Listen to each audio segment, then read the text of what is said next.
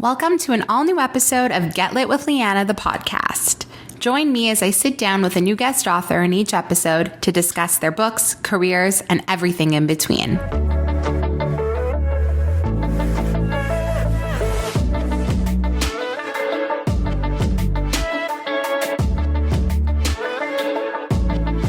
I am so excited about today's guest. I'm joined by Carley Fortune, who is a first-time Canadian author. Her new book, Every Summer After, is available right now. And let me tell you, this is an absolute must-buy, must-read book. If you haven't yet picked it up, I implore you to do so right now. It has quickly become my favorite book that I've read this year and likely will stay in that top ranking for the rest of the year. It's the book of the summer. Everyone will be talking about it. You should be talking about it too. It's so incredible for so many reasons. And the fact that Carley and I have so much in common and that she's Canadian just makes this whole situation that much sweeter. I've had the worst book hangover since reading it. I can't get into anything else. I just can't stop thinking about these characters. So this conversation is definitely going to be a good one. I'm so excited for you all to take a listen. So here we go. Without further ado, my conversation with Carley Fortune starts right now. Welcome, Carley, to the podcast. I feel like you are the most long-awaited guest for me because your book was like the most highly anticipated book for me of 2022. And as I was just mentioning to you, I finally got to read it and it lived up to every expectation. Actually, it exceeded every expectation. But like now I'm in the worst book hangover of all time that like nothing I pick up is at all enticing to me because all I want to do is reread your book. So thanks for ruining that for me. But also thank you for like giving me the best book of the summer. So like, I can't believe you're here. I'm so happy you're here. How are you? What's doing? Well, thank you for having me. First of all, I'm so thrilled to be talking to you. I am well, I guess. No, I'm not. That's a lie. Let me be honest. I am right now in 3 weeks from publication of Every Summer After. Book comes out 3 weeks from today.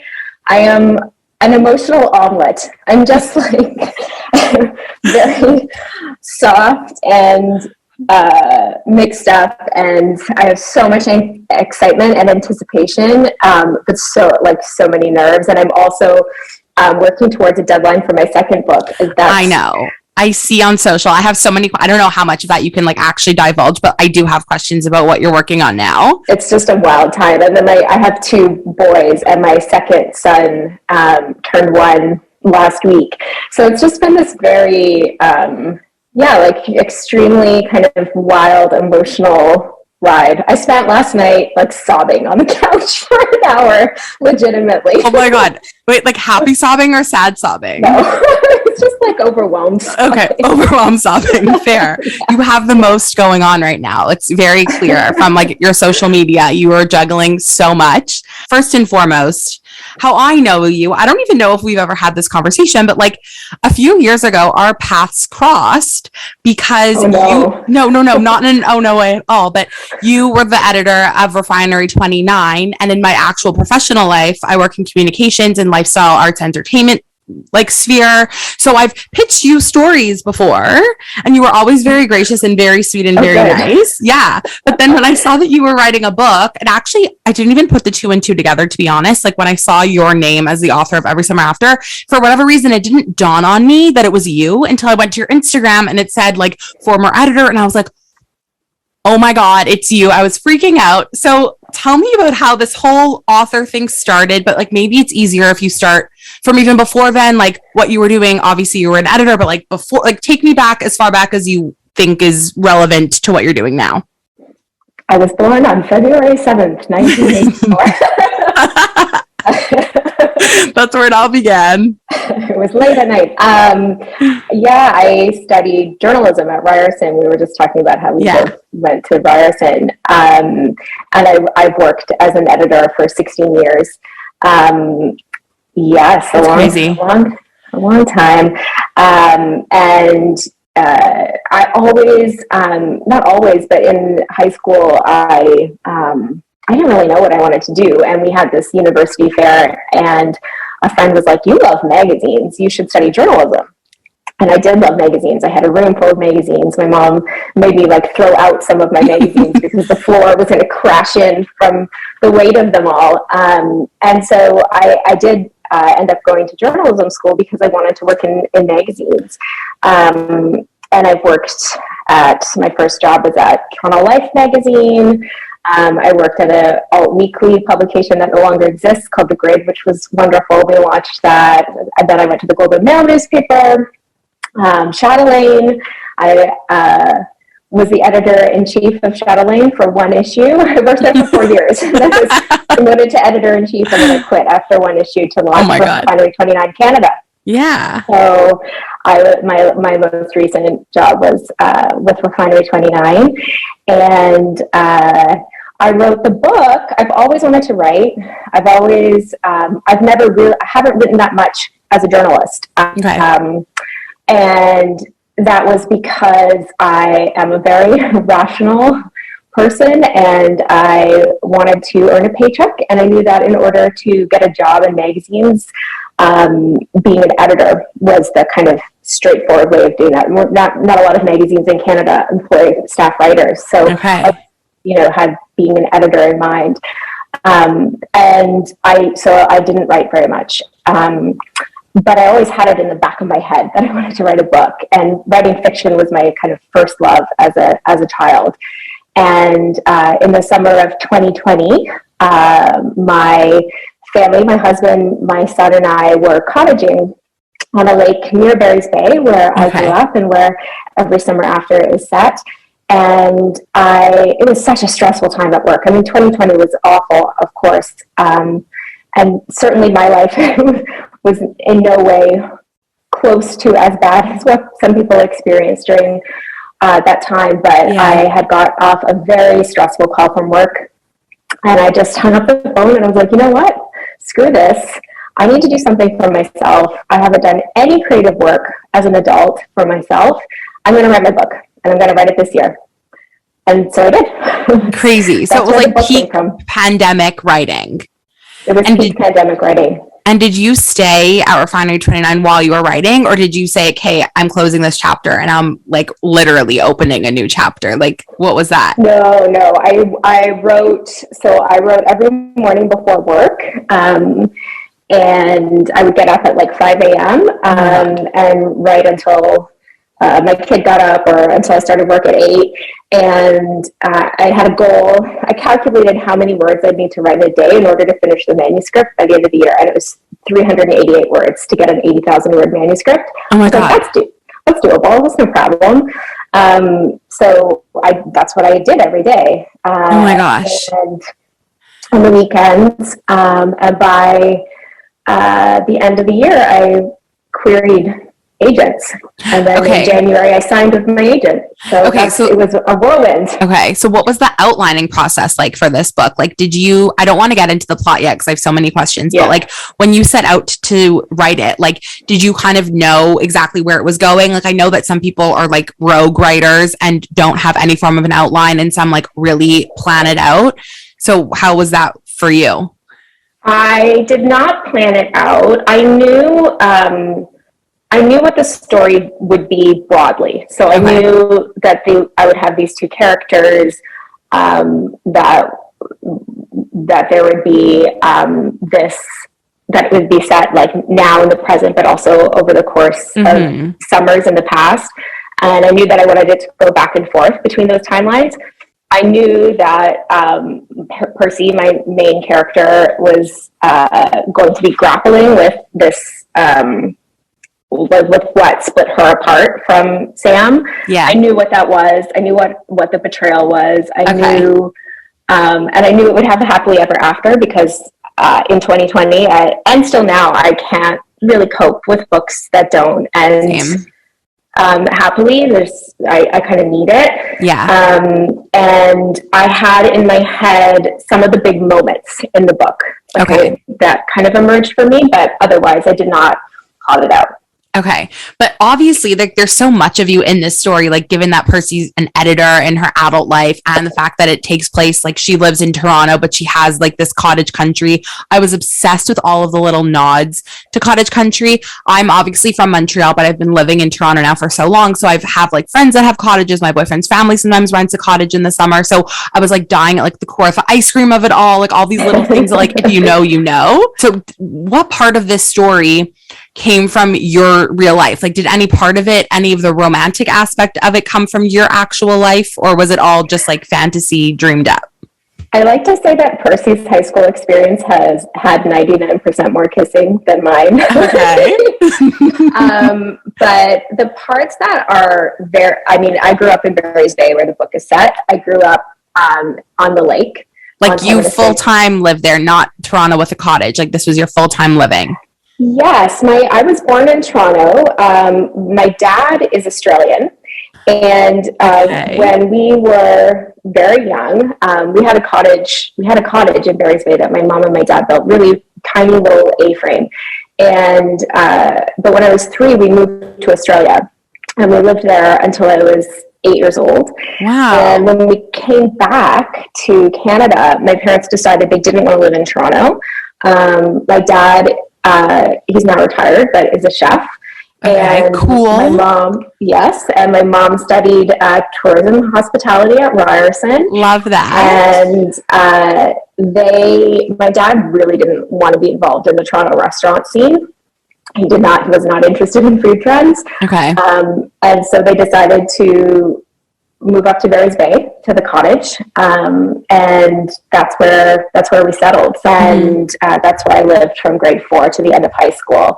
So I lived in the bush, down a dirt road on the lake, and my parents had an inn and a restaurant. They closed. They closed in 2020, but I grew up working at the restaurant. So I'm very much like, if I'm a Percy or I'm a Sam, I'm a Sam. Yeah, I was going to say your life sounds like Sam's life, like that whole living there with the restaurant, working at the restaurant. Yeah. So, and all of the, like, you know, the kind of like scene stuff, the setting, that's all from my life, but the story is not. Okay, so now before we get more into the story, I'm still so curious about how this book came to be, because being like a Canadian romance writer, I feel like the pool is so shallow, which is so sad. Like, there are, but there aren't that many, especially that many that get picked up by like big US publishing houses, and you obviously got this book published by Berkeley. So tell me what like the querying process was like. How did you get an agent? Like, all of that I'm so intrigued by. Yeah, it was, so a friend of mine I didn't really think I would do it. Like, I knew that I wanted to send it out to agents because that gave me a goal, but I didn't really think it would go anywhere. And I knew how difficult it was to get published, even though I really wasn't familiar with the industry. Yeah. But my friends who have written books are journalists, so their books are nonfiction books, and it's a very different process. Right. I can't imagine. Fiction writing. Yeah, like, you sell your book before it's written as a nonfiction writer. So I was like, when I was writing it, I was like, oh, I should get an agent now. But no, that's not how it works with fiction. But a good friend of mine, who's written 2 nonfiction books, she linked me up with her agent, and we had a call while I was writing, and she was very encouraging.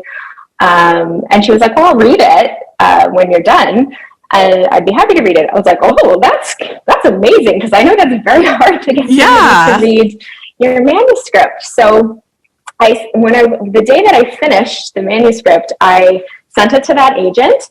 I didn't know anything about querying or that you're supposed to query multiply. Like, I didn't know any of this stuff. I sent it to that agent, and I put a post on Instagram that I had made this goal for myself, and I had accomplished that goal. And that day, somebody reached out to me, a woman who had been one of my editors at my very, very first job when I was the editor-in-chief of a student paper at the University of Victoria. Okay. She was an agent. She had become a literary agent, which I didn't realize. And she was like, can you send me the manuscript? I was like, oh, I don't know, because I already sent it to an agent. Is it okay to send it to you too? Oh my God. Yeah. You didn't know. Yeah. She was like, yes. That's so Let that great. agent know and send it to me. And I was relaying this to my friend and who's a journalist, and she's like, Carly, I think you should probably talk to a couple authors and ask how to do this properly, because you're being really silly right now. And so I had a conversation with Ashley Audrain, who wrote The Push. Yes. And we have a mutual friend. And I also reached out to Karma Brown, who has multiple novels. Yes. Canadian author and she's very active on Twitter and very supportive of other writers. And so I talked to both Karma and Ashley, and they gave me really good advice. And so I decided to send it to a few more agents, people whose names I had seen in the back of books that I had been reading. Okay. And but it was December, I think December 20th, and I didn't realize that December is the worst month to query agents because of NaNoWriMo, and also publishing shuts down over the holidays. Yeah. I worked in digital media for the last stretch of my career. I worked all through the holidays. Yes, that's what we do. Holiday. Exactly, that's what we do, but that's not what the publishing world does. No, but somehow, by some stroke of luck, my agent Taylor, who is she's based in LA, she's with Root Literary. She read my email and read the manuscript, and I had 3 offers of representation, but I signed with Taylor, and oh my God, I signed with her in January, very early January, after she got back to work. And then in March we went on submission. Oh my God, with the book, and the book sold at auction. Crazy. Oh my God. Okay, well, it's so you must be so excited that it's really now almost here. By the time this goes out into the world, this episode is live, people will be able to go and buy it. You must be so excited to just go into an Indigo and see your book there. That's going to be crazy now. Yes. I am planning to do that on Pub Day. I've got a TV appearance booked, and then my publicist in Canada, Emma, she and I are going to bomb into an Indigo and sign some copies. I love that. Oh, that's so fun. You'll have to tell me where you go and where you're dropping your signed books so I can go get I will. Okay, good. I will. Good. Okay, I'm finally ready to get into the book with you. But before we start, I need you to give everybody that's listening your synopsis, elevator pitch, brief, no spoilers, unless you want to give spoilers, but I know you don't want to, about Every Summer After. So Every Summer After is a sweeping love story. It's about Percy and Sam, who meet when Percy's family buys the cottage next door to Sam's house when they're teenagers, and it is on a lake in Barry's Bay. And the book starts when Percy and Sam are adults, and they haven't spoken in more than 10 years until Percy gets a call that has her racing back to Barry's Bay and to Sam.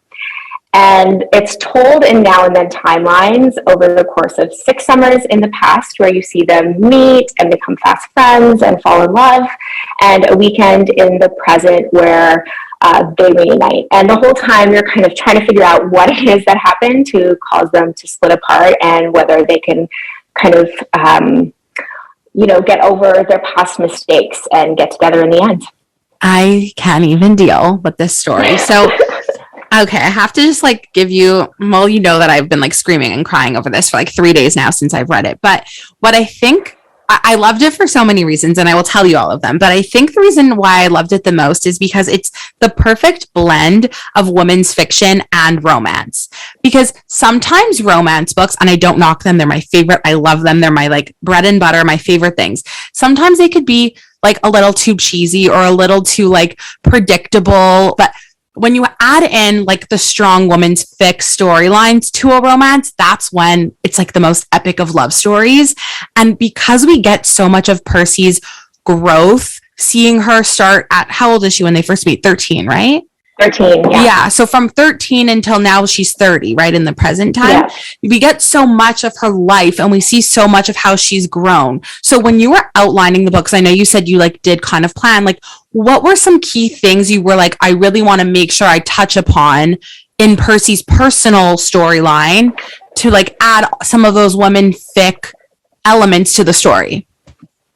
Yeah, I want to thank you for saying so. I really wanted to, in the past, get at kind of the trickiness of female friendships when you're young, and bullying. There's a little bit, it's kind of a very light touch with the bullying storyline, but it's there. And also those friendships that have this is the female friendship between Percy and Delilah, that have this kind of push and pull of like, I love you, but I hate you, and that kind of challenging relationship. I really wanted to get that in there. I had reread my childhood journals in March of 2020, so oh my god, your face right now, people can see it. Oh yeah, I always sometimes forget that it's both audio and video, and that people that aren't watching video can't see my facial expressions. Yeah, my mouth is like agape.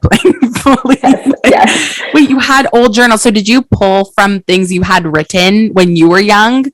To like, I didn't. Okay. You know, I did when I was writing. I was at the cottage, and I didn't have my journals with me at the beginning. But also, I think it was more the kind of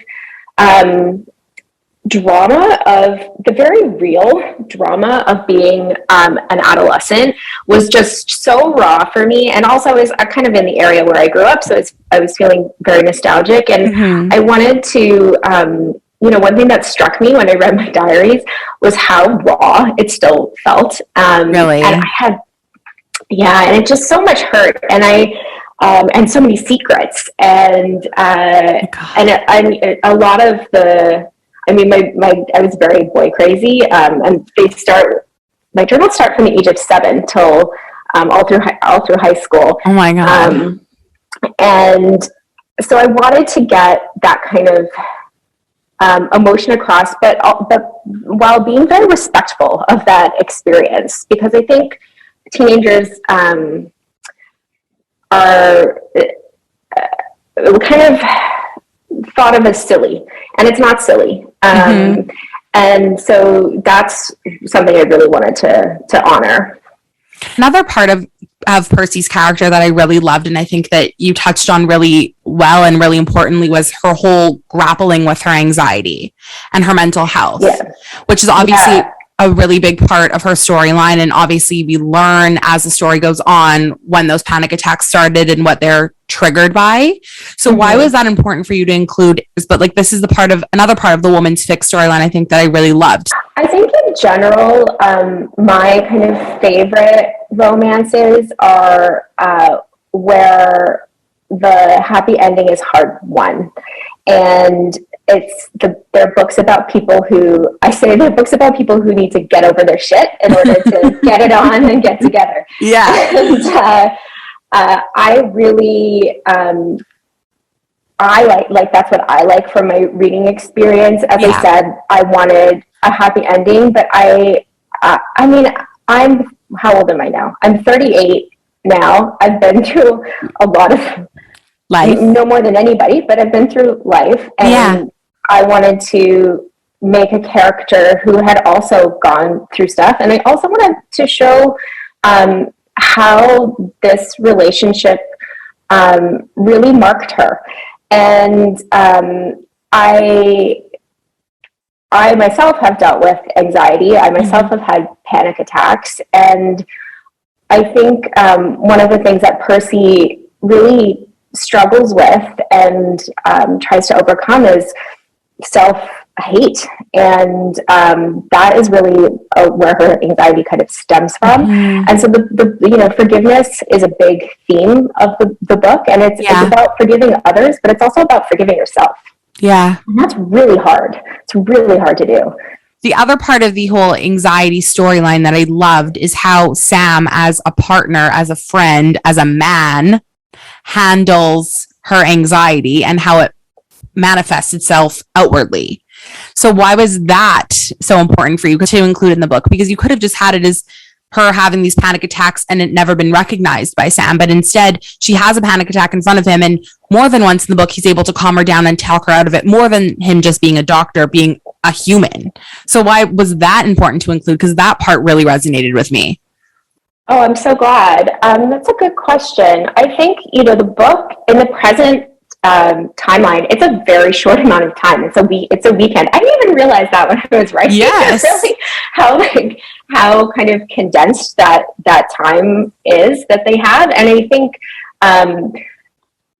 Percy and Sam, for each one another, they're the person who gets them. Like they like truly are meant for each other, I think. Yeah. And I think that was one way to really show that.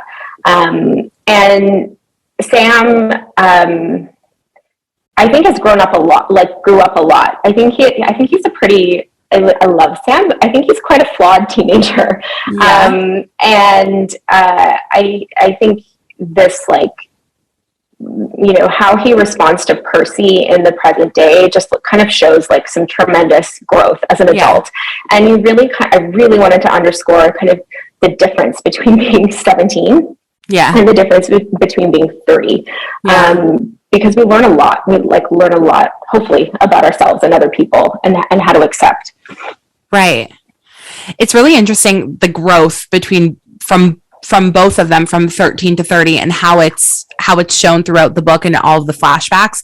But in the flashbacks, and it kind of goes back to what we were just talking about, it was obvious that both Sam and Percy, in their own ways, were dealing with some sort of inferiority complex feeling. Sam not being able to compare to the city boys, Sam not being able to compare to his older brother, and then Percy not being able to compare to the other girls, can't compare to her friend. So Percy obviously literally and figuratively dives into the swimming thing to prove that she can be the best at something, right? But why was that important for you to include in the storyline, to have that there? And then when you were writing the book, what kind of things did you want, or elements did you want to add to show that personal growth for both of them? Yeah, I think, Percy's parents bought this cottage as an escape for the family, but really kind of for Percy, who was going through some really tough stuff at school. But it wasn't the cottage that was Percy's escape, it was Sam. And Percy was that for Sam too. And he has a major inferiority complex. Yeah. And he has a major kind of case of needing to prove himself. And he gets kind of tunnel vision about it. I think, I really wanted to kind of show that, how they are that for each other. They're kind of home for each other. They're this special world in and of themselves. They have a bit of a secret language. They have their friendship bracelets. And so I really wanted to show that. I think one thing that struck me reading my journals, and I've been looking at them again for this presentation I'm doing, and the desire that I had to find a friend. Sometimes it was a boyfriend, and sometimes it was just a friend who understood me, so I didn't feel alone, was so present for all of adolescence. And so I wanted to give that to each of them. Right. And you see with Percy that when she loses Sam, she really loses herself. Yeah. And I wanted to kind of, by bringing them back together, show how, Sam isn't the answer for Percy. I don't think her happiness necessarily depends on being in a relationship, but I think he really helps her forgive herself. And that's kind of what is important. The part of the book that was really devastating, I mean, there was a lot of really devastating moments where I was bawling my eyes out, but for me, a part of the book that I won't forget is when Sam makes the decision to go away to school and then tells her on the phone, I think we should take a break. I don't think we should see each other anymore. And it comes back again to what you were just saying about him having that inferiority complex and being so tunnel vision on his goal and just trying to accomplish what he needed to accomplish in order to better himself and put himself into his mind, at least at par with his peers. But did you know when you were writing that book from the beginning, like that this was going to be the reason they broke up? Like he was going to decide to end things? No. Okay. No, I didn't know that at all. And that was something that, that was late in the writing process. I may have even, like, there was one, I was trying to think about there was one part of the book that I wrote the book kind of as you read it, but there was one part of the book I skipped and put in at the end. And I think it may have been. Wow. Because I had to really think about what made sense for, like, these characters are obviously, this is like the difficulty of writing romance, right? Yeah. Like, these characters are meant to be together. What do you mean you're going to break them apart? It has to be very believable, right? And that is difficult. And that kind of came later. And you think about Sam's character and his kind of belief that things will work out in the end for him and Percy. Like, he just has this, like, sense that it's going to be fine. You know, we can talk once a week. I'm going to focus on this thing. Yeah. I think in his mind, it was like, this is, like, good for me, therefore good for Percy and I, good for the future. Right. And he kind of can't see the bigger picture. I don't want to get into spoilers, obviously, but the main, like, turning point of the book is when you learn about this very big betrayal. Yeah. So we're not going to talk about what the betrayal is, but you always knew from the beginning that this is what the betrayal was going to be. Once you had to write this betrayal, because you said you wrote it in order, was it, like, devastating for you to write? No. Okay. Okay. Tell me about it. Like, was it like adrenaline junkie vibes for you? Like, tell me what it was like. I didn't know how it was going to happen, but it just kind of came out of me. Like, this whole book really poured out in a way, and that because I had that in mind from the very moment before I started writing, it didn't feel like it wasn't a forced thing. It just was. You were going with, you knew that's how it was going to happen, right? Yeah. But no, I loved it. It's an amazing part of the book, and it's critical for the story. But, like, as a reader, it's just like dagger to the heart, like twist the knife, you know. But that's the intention. And you said before, like, you get a happily ever after in the end, so it's all worth it. You made us work for it, but, like, gut wrenching. I can't let this conversation continue without addressing the steam in this book. Yeah. So, like, I'm, like, just a sucker for any amount of steam. Like, if a romance book doesn't have steam in it, like, even if it's a closed door romance, like, the tension and the conversation needs to, like, make up for the steam, you know? Like, I think steam is a very wide word and doesn't necessarily mean, like, detail, open door, what you see, but suits to nuts, as people say. But what I loved about this book is the amount of steam. So, like, was it awkward for you to write when you had to, like, get advice from people or, like, edits from people? Was that awkward? Like, tell me about writing intimate love scenes. Like, what was that like? If you're comfortable to talk about it. So fun. No, I'm so comfortable talking about it. It was delightful. I'm dying. Love. It's so fun to write. It feels like one of the scenes I knew very early on what it was going to be, the textbook scene. Okay. I don't know why that was in my brain, but I like wrote pieces of it. Like, Kate, can I tell you, like, when I was reading that scene in particular, once it started, I totally knew where it was going. And I was like, the one thing I wanted, though, I was like, I really hope that it's not, like, fast. Like, I hope that, like, there's a lot of, like, teasing. And it was so good. Like, it was executed perfectly, like chef's kiss perfectly. It's hands down, when I think back to this, there's a lot of key moments, and, like, after this offline when we could talk about spoilers, I'll tell you my, like, favorite things that stick out very starkly in my mind. But the textbook scene, like, leave it at that. So good. Let's leave it at that. Yeah. So that's good. When I had in my mind for a while. I don't know where it came from, but it's beyond good. And I really enjoy writing sex, and I haven't had any awkward editing moments. I sent the book to 3 friends in, I guess it was like November of when I was writing, and I was like, you have 2 weeks to read this, and then give me your thoughts. And they were like, whoa, it's very, very sexy. And then my husband also forced me to let him read the book. And I was going to say, I know he read it. So like, what did he say? That was my follow-up question. What did he think? There's a lot of sex. And then when the book was found a publisher, he was like telling people, there's a lot of sex in here. Just, you're talking like it's like erotic literature. Yeah. Like you're talking like it's not 50 Shades. No. But I quite enjoy it. I think it's I don't enjoy it. Like once I've written it, I don't like going back to it. Like at that point, I feel I'm like I'm a little embarrassed of myself. But there's a lot of choreography, and you don't like.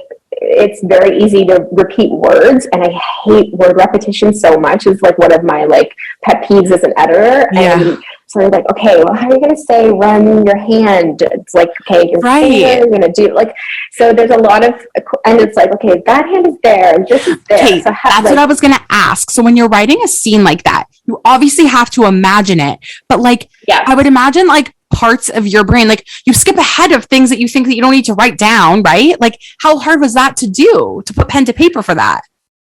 It wasn't too hard. Come on, I feel like I would never be able to do it. I would just be like skipping parts, like just like. The most like surreal part is where because I am a parent and I was writing in like little pieces of time. It's like I'm writing the sex scene while my son is playing with his toys at your feet. Watching, oh my god! But it's quite joyful. And I had I just had read. I stopped reading as an adult for a very long time, and I got back into reading in the beginning of 2019, and I was reading. I first started with a lot of YA, and then I moved into romance, and I was just like, I loved it, and I became a binge reader, and I stopped watching TV, and I stopped watching movies, and I just read, and so I had read a lot of sex, and so I knew what I liked. I'm like, like you knew what you wanted to do. I knew what I wanted. Yeah. That's such a good segue into my next kind of question, because your book obviously has a million like aspects that I love, but it has the best tropes of all time. Like the fact that it's a friends to lovers, it's a second chance, there's a dual timeline, like there's steam, like it just has everything to it. So I wanted to know, like, what other books have you read and loved that maybe inspired this? Like I've already seen so much chatter online, and I don't know if you've seen it, and it's like such a massive compliment, but people are already saying that this is like the more mature, elevated Love in Other Words by Christina Lauren, which I don't know if you've read, but that's like, and I love that book. It's an amazing second chance romance, and people are already like not comparing because they're so different, but just saying it like gives you the same feels, but this one's even more intense, which is like, give yourself a pat on the back, because I feel like that's like a bookstagram darling is that book. But like, what else have you read and loved that maybe like gave you inspo for this book? That book I adored. When I started reading romance, I read like all of Christina Lauren's books. And that one really stood out for me. I love the now and then timeline. Mm-hmm. And I love that kind of childhood friendship element. It's the best. And I also read this YA author who's Australian. Her name is Kath Crowley. Okay. And I read her book. I read two of her books, but the book that I really loved is called Words in Deep Blue. And it is a gorgeous, gorgeous love story. And read it. You have to read it. And it's also about grief, and the writing is just like makes you want to give up writing. It's so beautiful. No. So that book was very influential, I would say. The Summer I Turned Pretty. Classic. So one of the first books, one of the books that got me back into reading was To All the Boys I've Loved Before, because that was on Netflix. Yeah. And I was like, I'll read the book. And then I read all of Jenny's books. Yeah, she's amazing. She's amazing. I actually read her books when I was really like a lot younger, and I haven't read them as an adult. I feel like I should. I loved the movies though. I also, what I read for the first time when I was writing the book was Summer Sisters by Judy Blume. Oh my God. And, a classic. So good. It's so good. It is. And that I was like, I wasn't trying to emulate it, but somebody said early on, just like, kind of reminds me of Summer Sisters. I was like, that is the best compliment in the world. Oh my God. And it was a book that I didn't know how to actually properly do comp titles when I was querying. So Summer Sisters was one of my comps, which if anybody has queried before knows that book is so iconic and also so old that you would never include it. Oh my God. But I was like, it's kind of like Summer Sisters. It's kind of like The Summer I Turned Pretty. It's kind of like Love in Other Words. And then while I was, when I was writing, I was like, I didn't feel like there was a book that was quite like my book. Yeah. Like there wasn't something quite right. So I had a really like hard time kind of being like, oh, it's like this. And then that fall, or maybe even like close to the winter, almost when I was done writing, I think I read Beach Read by Emily Henry. And I was like, oh, this is closer. This is like close to what I want to do. I mean, it's a very different book. Emily is like, her tone is so different, and it's just so good. And but a different style of writer than me. Sure. The way that she kind of grapples with tough stuff, while kind of that crossover of women's fiction and romance, which I didn't know that's what I was doing at the time, but you did it. That really like spoke to me. And we ended up sharing an agent, and we shared an editor, so which is kind of that's funny so funny. In the end. That's such a small world. Yeah. So when you're writing, because I know you're writing now, and I have more questions about that, but are you able to like read and write at the same time? Like I know some authors are really not able to do both. Like they're in a writing mode or they're in a reading mode. Like, are you somebody that can do both? I do. I have been reading while writing. What I think I'm learning is that I can't read in the morning before I start writing, because it just like I grapple with so much self-doubt, especially with this second book. And if I'm like reading a great book before I start my day, it's not healthy for me. Fair. That's fair. But I do read well. And are you reading like romance? Like what are you reading these days? Like I know you write romance, but is that what you're reading? Like I've heard from so many different people that write romance, they read things that are totally not the genre they write. Yeah, no, I do. I do read romance, and I also love YA, but I haven't read YA in a long time. So I kind of like need to find my way back to that. And women's fiction as well. Yeah, the good stuff. So what are we writing right now? Like, how much can you tell me? I can't really tell you much right now. It is, a lot of people have asked if it's in the same world, like if it's a sequel, and it's not. It's a brand new book, but I'm hoping I'll be able to share something soon.